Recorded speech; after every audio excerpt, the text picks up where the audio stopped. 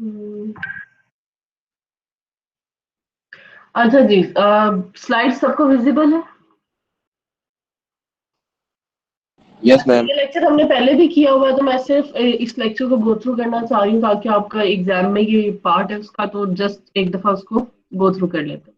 तो हमने पहले भी मॉडल की बात की थी, हमने कहा था एक मेटा मॉडल जो है it's a model of a particular model, और ये उसको डिफाइन करता है। और अगर आप इसी तरह से किसी प्लेटफॉर्म का या किसी फ्रेमवर्क का मेटा मॉडल बनाते हो, तो वो उस फ्रेमवर्क या उस प्लेटफॉर्म या उस स्टैंडर्ड में आने वाले जितने भी मॉडल्स हैं वो उन सबको डिफाइन कर रहा होता है। अगर आप यूएमएल का मेटा मॉडल बनाते हो, तो वो यूएमएल का मेटा मॉडल जो है वो यूएमएल में आने वाली हर डायग्राम को रिप्रेजेंट करता है। आप हर डायग्राम का सेपरेट मेटा मॉडल भी बना सकते हो, आप एक स्टैंडर्ड का मेटा मॉडल भी बना सकते हो, आप एक प्लेटफॉर्म का मेटा मॉडल भी बना सकते हो।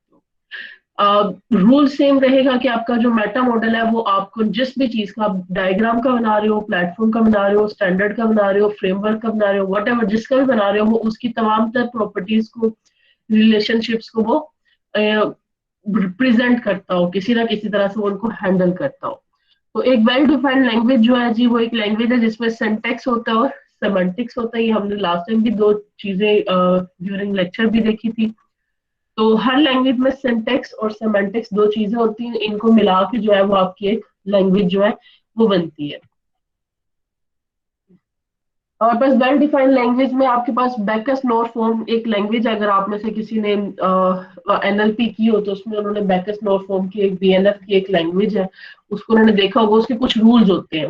उसी तरह हमारी जो इंग्लिश लैंग्वेज है, फॉर एग्जांपल अगर बैकस नॉर फॉर्म का नहीं भी किसी को पता, तो इंग्लिश लैंग्वेज के भी कुछ रूल्स है ना कि फर्स्ट टेंस है तो ये वाली फॉर्म लगनी है, इसके साथ ये वाली, मतलब देयर आर सर्टेन टेंसेस, उनके सर्टेन रूल्स है।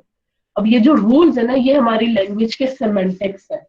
और कुछ सर्टेन नोटेशंस होती है हमारी लैंग्वेज में कि जिस तरह से आपके इंग्लिश में सेमी कोलन कहाँ पे लगाना है, कोलन कहाँ लगाना है, कॉमर्स कहाँ आने हैं, डॉट्स कहाँ आने हैं।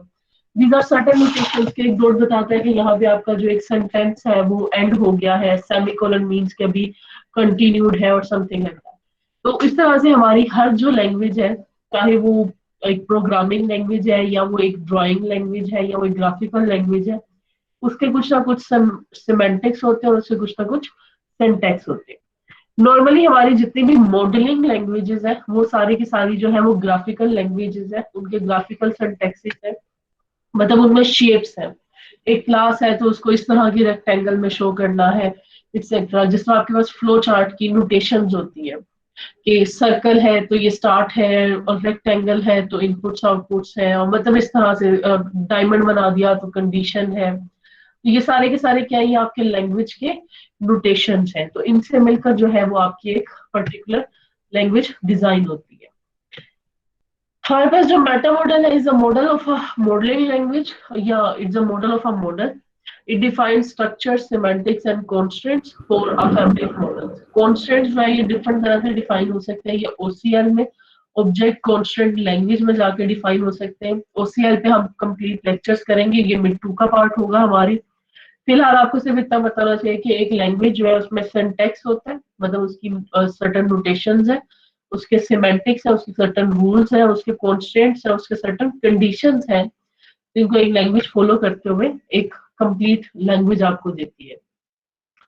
तो मेटा मॉडल जो है ये एसेंशियल फीचर्स और प्रॉपर्टीज को कैप्चर कर रहा होता है। इंक्लूड है जी कॉन्सेप्ट्स है, टेक्सचुअल या ग्राफिकल सिंटैक्स और सिमेंटिक्स है। वर्ड्स चेंज करके बात सेम बोली जा रही है। हर लैंग्वेज में नोटेशंस है, यानी उसका सिंटैक्स और उसके सेमेंटिक्स है।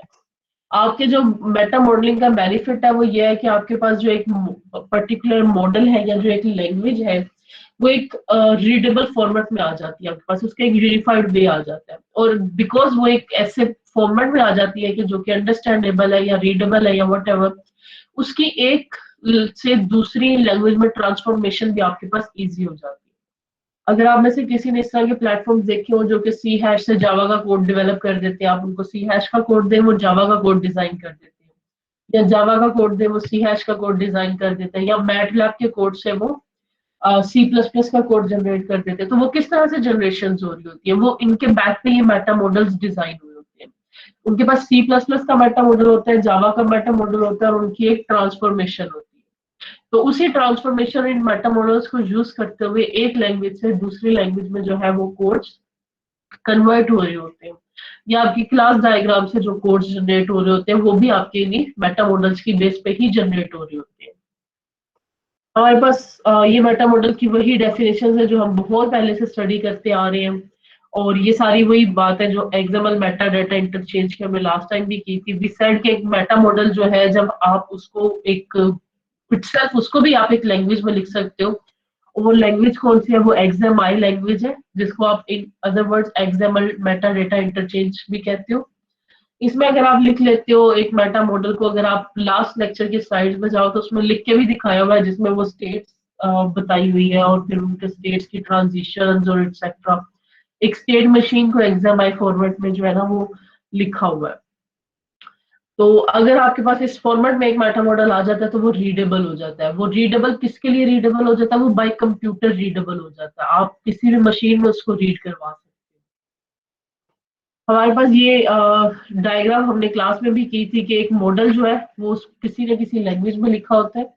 ये जो लैंग्वेज है ये किसी न किसी मेटा मॉडल इसको डिफाइन कर रहा होता है, और मेटा मॉडल इटसेल्फ जो है वो आगे फर्दर एक किसी न किसी मेटा लैंग्वेज में लिखा होता है, और वो meta language normally XMI meta language होती है। सो इन शॉर्ट मैम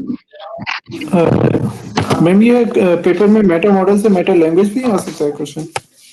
दोबारा मैम ये मेटा मॉडल से मेटा लैंग्वेज भी कन्वर्जन आ सकती है पेपर में?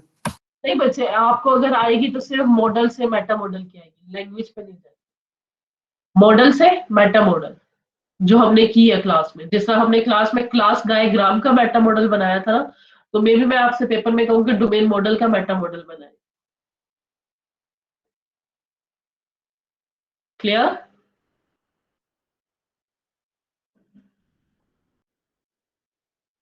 किसने क्वेश्चन पूछा था? क्लियर भी हुआ या नहीं हुआ? जी जी मैम क्लियर। जो मेटा लैंग्वेज की कन्वर्जन है ना वो ये भी जाती है, लेकिन ये हम टूल से करेंगे, इसको हमें रट्टा मारने की जरूरत नहीं है। We will see a tool may be papyrus और आईबीएम। उस पे अगर आप ये जाके मेटा मॉडल बनाओगे ना तो वो आपको मेटा लैंग्वेज अपने आप दे देगा, या अगर आप उस पर मॉडल बनाओगे तो वो लैंग्वेज अपने आप दे देगा।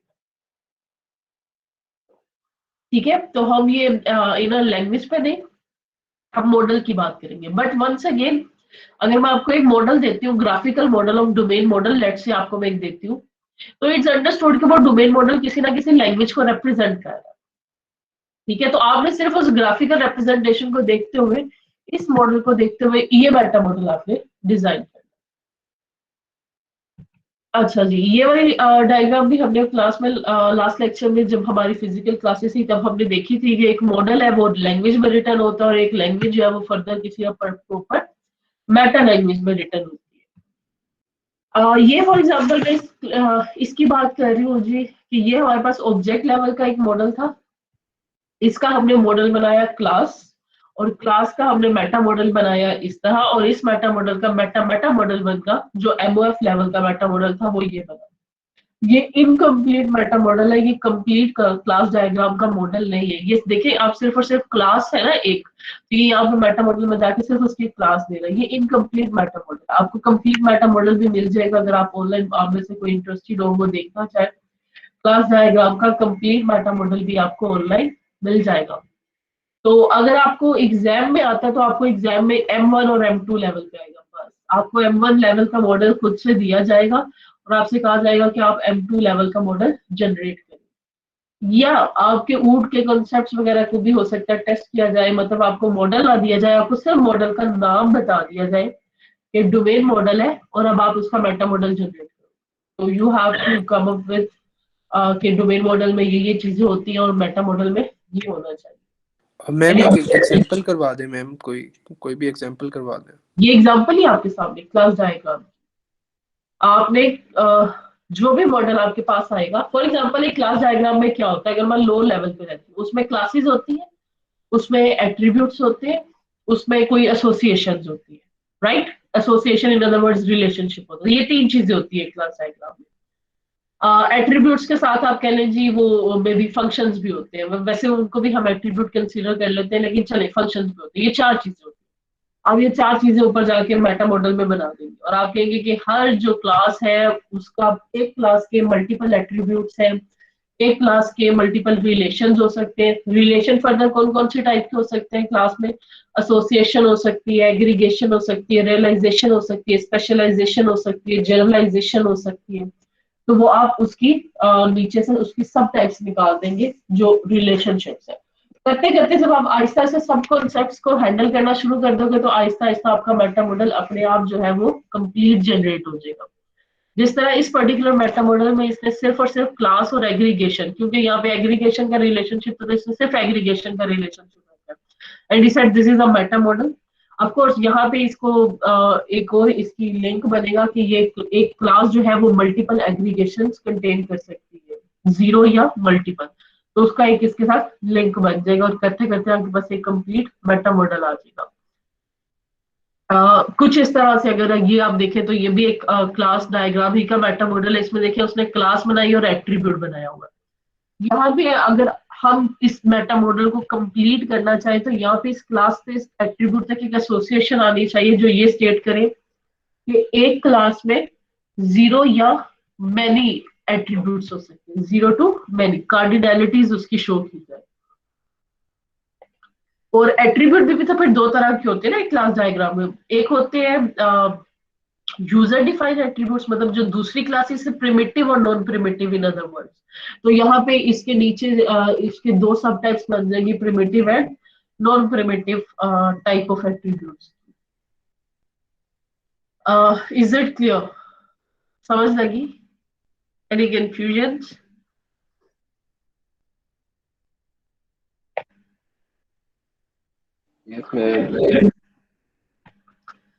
लैंग्वेज की अगेन वही बात, कंक्रीट, एब्स्ट्रैक्ट और सिमेंटिक्स।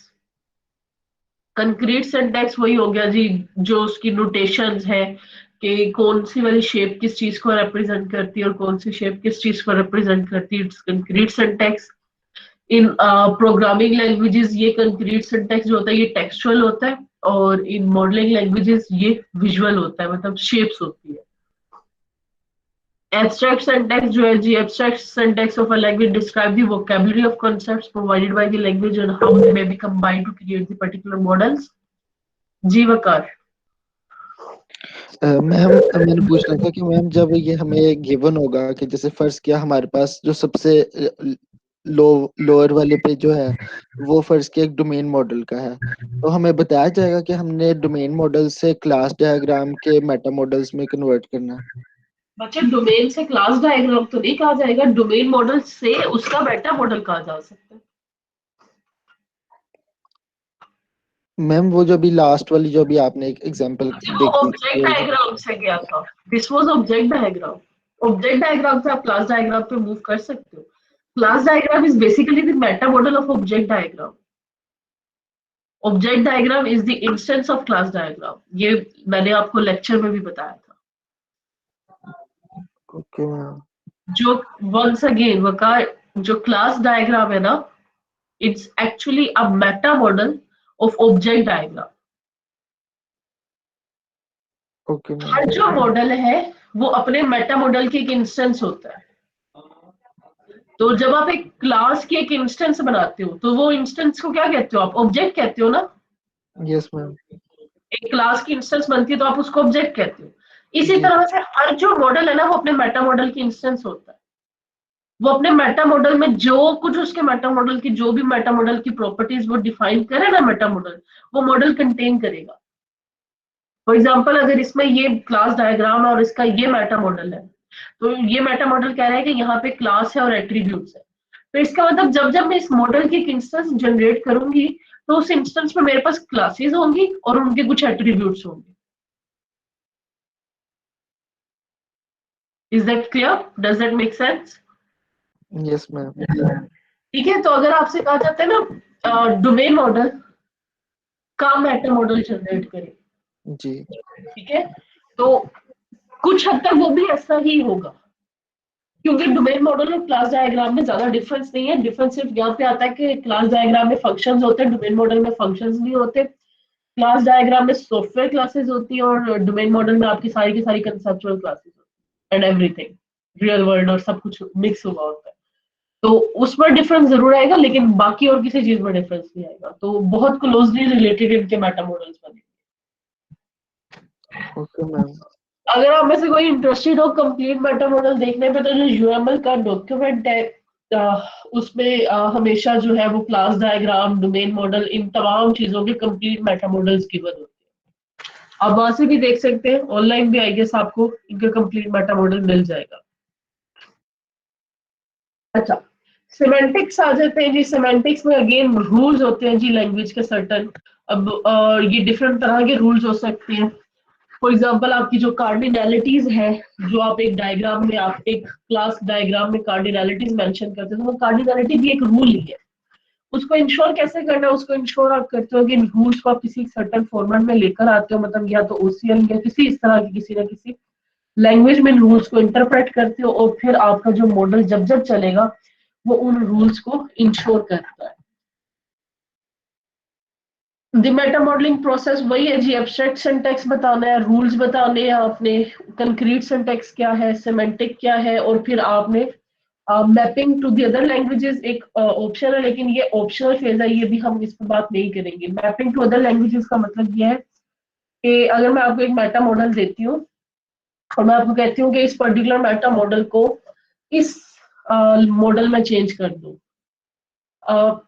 फॉर एग्जाम्पल मैं आपको सी प्लस प्लस का कोड है, it's a code, it's a language, तो उसका मेटा मॉडल देके मैं आपको कहती हूँ इसको जावा में कन्वर्ट कर दो, तो वो जो ट्रांसफॉर्मेशन का आप जो एक कोड लिखोगे ना, उस ट्रांसफॉर्मेशन के कोड को हम कहते हैं मैपिंग कहते हैं, from one meta model to another.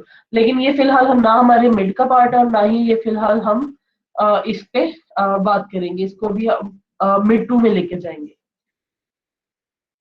अच्छा, फॉर एग्जांपल ये नोटेशंस ये एग्जांपल दिए जी, जिस तरह से आपकी क्लास डायग्राम की नोटेशंस होती है, प्लस आपकी पब्लिक है, माइनस आपका प्राइवेट है, और हैश जो है वो आपका प्रोटेक्टेड है, फ्रेंड्स, मतलब इस तरह से आपके पास जितनी भी आपके पास किसी भी लैंग्वेज में सर्टेन नोटेशंस है, तो उनको हम कहते हैं कि जी ये हमारे पास जो है ये एक लैंग्वेज का सिंटैक्स है।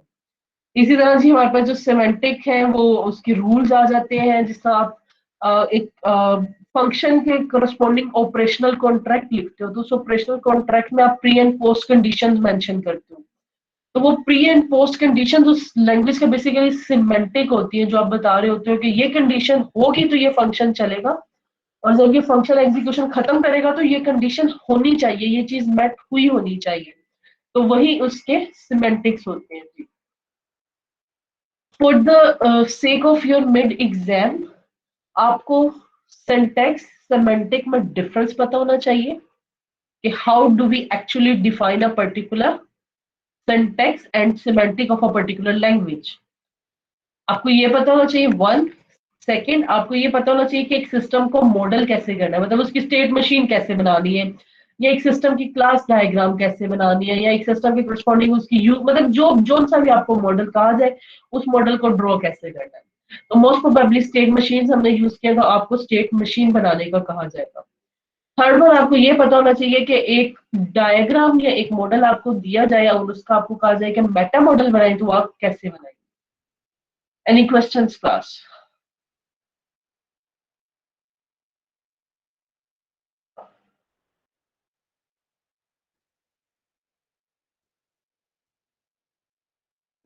Any questions? मैम जो ये एसएसडीज वगैरह होती हैं मैम, इसके भी मेटा मॉडल्स बन जाते हैं? किनके? जैसे एसएसडी होती है, एसडी जी होती बिल्कुल, है। जी बिल्कुल, एसडी और एसएसडी के मेटा मॉडल भी बन जाते हैं। मैम उनमें तो वो लाइन होती है, फंक्शन कॉल्स होती हैं, और कुछ आपके वो बॉक्सेस होते हैं स्टेटमेंट वाले, ऑल्ट का, लूप का, तो उनकी भी उनके भी मेटा मॉडल बन जाता है। मैम तो मतलब जो भी हमने एससी के अंदर ये डायग्राम्स पढ़ी थी, जैसे एक्टिविटी डायग्राम, उसमें से कुछ भी आ सकता है पेपर में? ये आ सकता है उनमें से। आपको इसीलिए आपको सिर्फ मेटा मॉडल बनाने का तरीका अगर आपको आता है ना, आप एक किसी एक पर्टिकुलर डायग्राम का मेटा मॉडल कंप्लीट बना के देखिए। अगर आप वो बना सकते हो फिर आप किसी भी डायग्राम का मेटा मॉडल बना लोगे। मे बी 100% ना बना सको, लेकिन एटलीस्ट आप 60-70% बना लोगे, and for now 60-70% is enough. Okay ma'am. ठीक है, any other questions?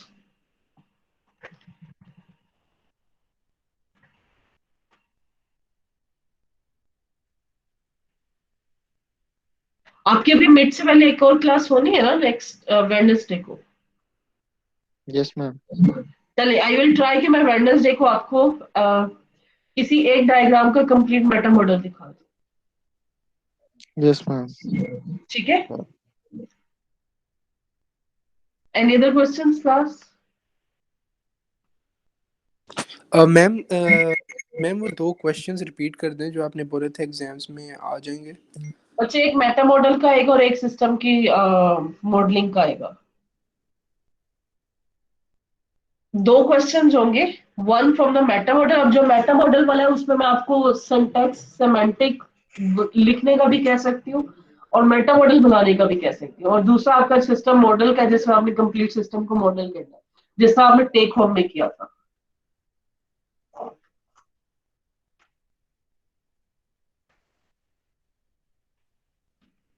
Clear? Yes ma'am. चलें जी, एनी अदर क्वेश्चंस क्लास?